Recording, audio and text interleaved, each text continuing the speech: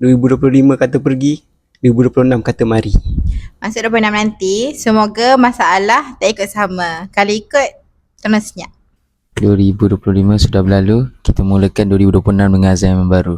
2025 financial year end dah buat. Final year kita bila? Terima kasih tahun 2025 sebab mengajar aku kuat. Kuat tidur, kuat lapar, kuat overthinking.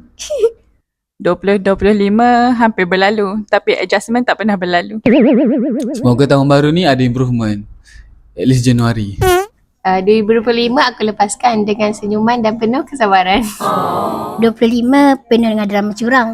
Moga 26 penuh dengan drama kita.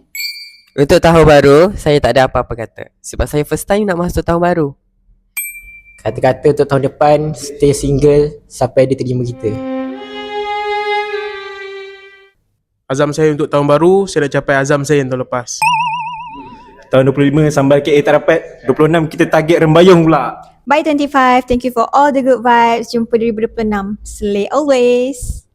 Tahun baru, azam baru, cuma single je yang dah lama.